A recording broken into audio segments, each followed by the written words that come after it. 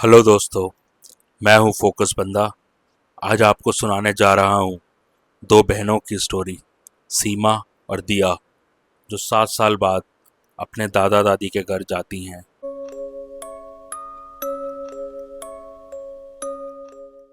नेपाल के एक जंगल के बीच एक सुनसान गांव में, लेकिन जहां प्यार मिलना चाहिए था, वहां उनका सामना होता है कुछ ऐसे राज से जो उनकी जिंदगी के सबसे बड़े डर के दिन बन जाते हैं। दादा दादी के साथ रहने वाले ये दिन उन बच्चों के लिए मौत बन जाते हैं, क्योंकि जो घर उन्होंने अपना समझा वो एक काला तांडव था। 7 साल बाद सीमा और दिया, दो बहनें, अपने दादा दादी के घर जा रही। उनके माँ बाप ने उन्हें नेपाल के एक पुराने स्टेशन पर छोड़ा था, जहाँ दादा दादी उन्हें लेने आए। लेकिन अजीब बात यह थी, उनके चेहरे पे एक अजीब सी मुस्कान थी। ऐसी मुस्कान जो ना प्यार जैसी थी, ना सुकून जैसी, पर जैसे कुछ छुपा रहे हो। 2 घंटे का सफर था स्टेशन से घर तक। कार में जंगल का रास्ता था, बिल्कुल सुनसान। चारों तरफ घने जंगल और एक एक मोड़ पे सिर्फ अंधेरा। ये घर वैसा ही था जैसा यादों में था, पर अब उन यादों में से डर भी निकल चुका था। घर में पहुंचते ही दादा दादी ने उनको उनका रूम दिखाया। खिड़की के बाहर सिर्फ अंधेरा और पेड़ दिख रहे थे। थोड़ी देर बाद दादी आई, उनकी हमेशा वाली मुस्कान के साथ। बच्चों, चलो, खाना लगा दिया है। उनका लहजा मीठा था, लेकिन अंदर कुछ ठंडा सा छुपा महसूस हो रहा था। सीमा और दिया डाइनिंग टेबल पर बैठी। दादी ने प्यार से उनकी तरफ थाली बढ़ाई। गरम चावल, सब्जी। दादी हर चीज बड़े ध्यान से सर्व कर रही थी, लेकिन एक चीज बिल्कुल अलग लग रही थी। वो सिर्फ खिला रही थी, खा नहीं रही। उन्हें कुछ अजीब सा लगा, जैसे दादाजी ड्राइंग रूम में घंटों तक तस्वीरों को घूरते रहते हैं और दादी चुपचाप अपने कमरे में रहती है। एक दिन दिया किचन में गई तो फ्रिज में एक बर्तन था जिसमें खून जैसा लाल सूप था। दादी ने पूछने पर कहा, ये तो बची हुई ग्रेवी है। ये सुनकर दोनों सोने की तरफ चले गए। दादी दोनों को रूम में छोड़ने गई और उन्होंने दोनों से चिंता भरी बात बोली। यहाँ जंगल के जंगली जानवर, उनकी आवाज आती है, दरवाजा कभी मत खोलना बेटा। सीमा और दिया को ये बात बहुत ऊटपटांग सी लगी, पर दोनों ने इस पे ध्यान ही नहीं दिया। वो बहुत थके हुए थे और सीधा जाके बिस्तर पे सो गए। पहले 2-3 दिन सब कुछ ठीक था। सीमा और दिया घर में आराम से रह रही थी।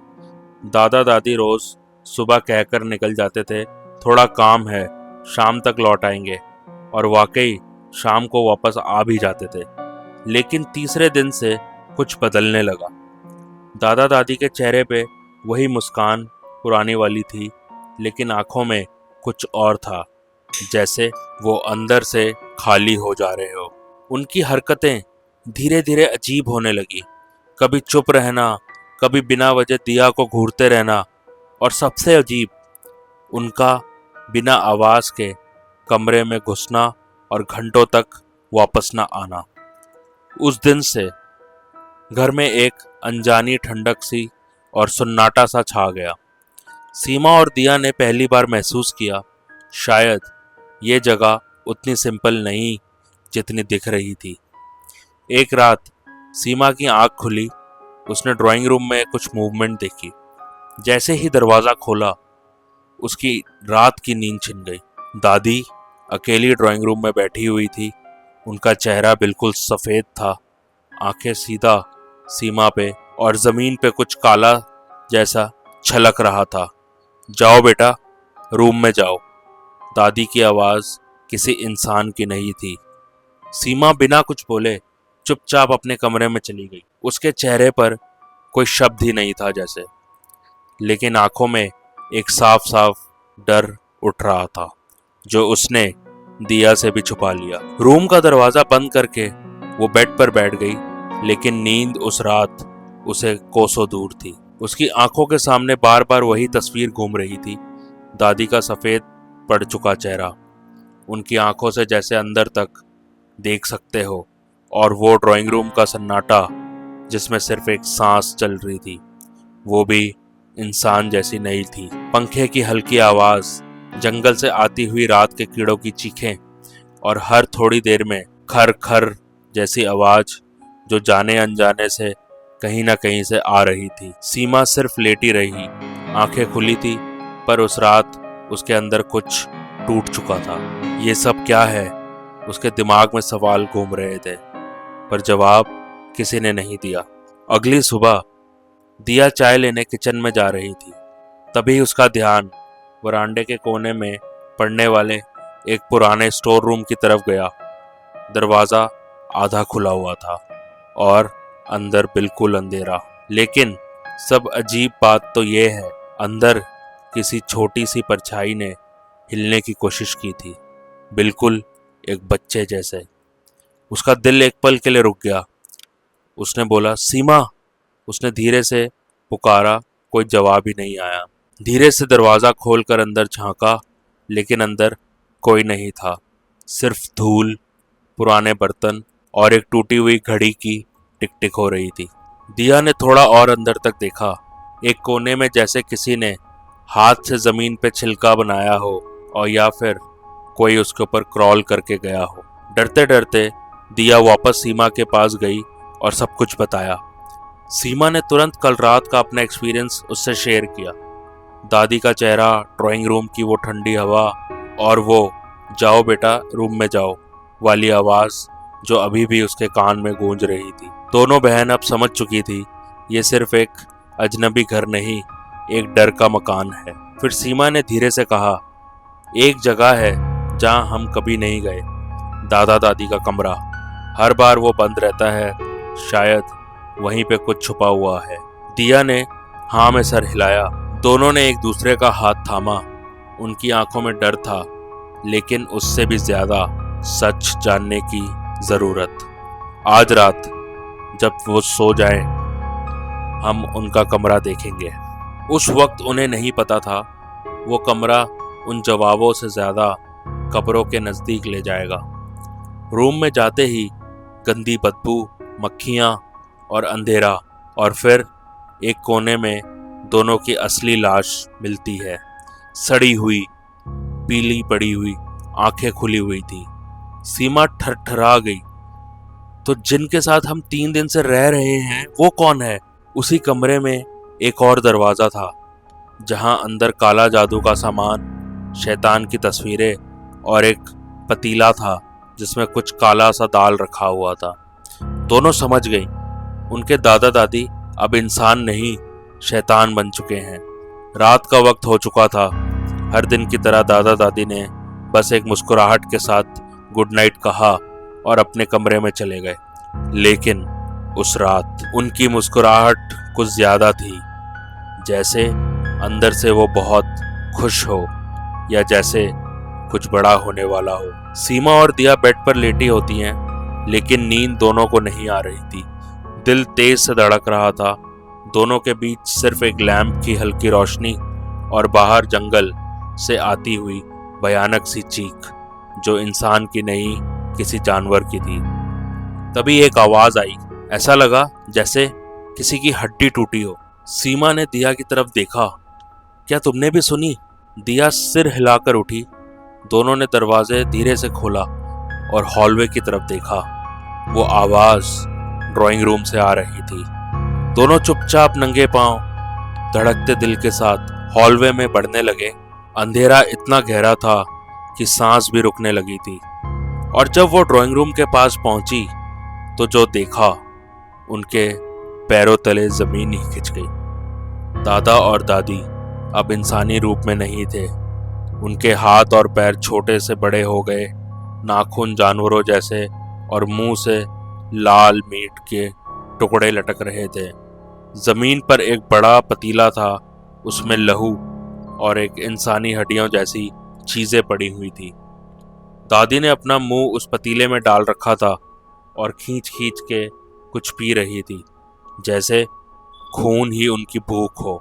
दादाजी हाथ में कुछ कच्चा मांस लेकर जानवरों की तरह चबाते हुए घूम रहे थे। अभी दादी की सफेद आंखें एकदम से सीमा और दिया की तरफ घूम गई।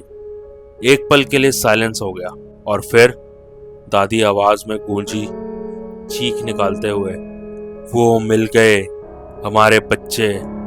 सीमा और दिया ने बस एक दूसरे की तरफ देखा और बिना पीछे देखे भाग पड़े। घर के हॉलवे में सब कुछ हिल रहा था, दीवारें, रोशनी, हवाइयां, जैसे पूरा घर उन्हें कहने जा रहा था दादा और दादी अब नॉर्मल नहीं थे।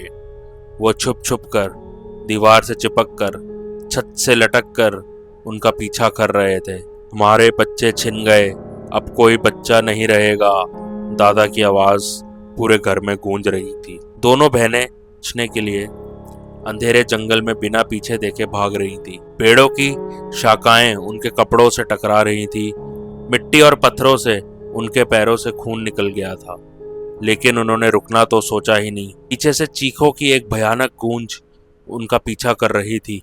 दिया, सीमा, वापस आओ, तुम्हारा ये घर है। दादा और दादी की आवाज इंसानों की तरह नहीं लग रही थी, जैसे शैतानों की आवाज होती है, वैसे ही वो पीछे से चिल्ला रहे थे।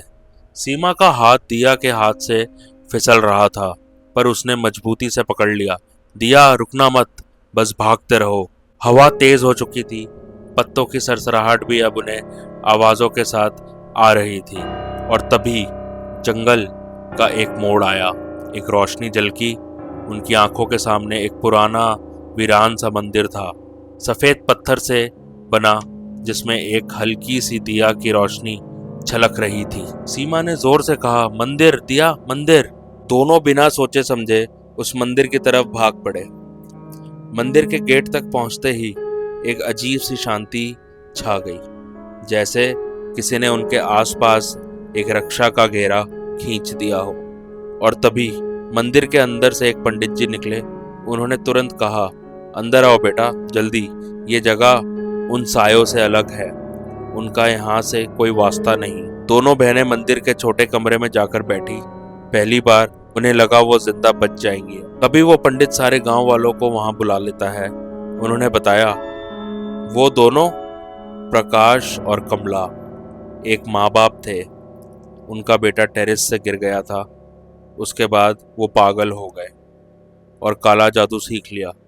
तब से वो हर 7 साल बाद किसी बच्चे को बुलाते हैं ताकि उसकी बलि दे सकें। और पंडित जी ने बोला, तुम्हारे असली दादा दादी तो कब के मर चुके हैं। पंडित ने ठंडी सांस लेकर कहा, उन पर काला जादू का इतना जोर था कि वो किसी का भी रूप ले सकते हैं। उन्होंने तुम्हारे दादा दादी को मारा, उनकी जान ले ली और उनके चेहरे पे वो मुस्कान चिपका दी जिसमें प्यार नहीं, मौत छुपी थी।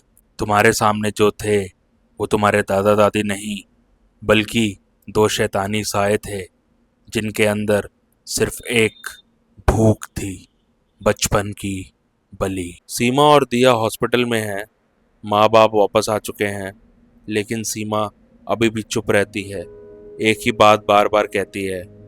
वो मुस्कान, दादा दादी के चेहरे की मुस्कान भी मेरी नींद में आ रहे हैं। थैंक यू दोस्तों।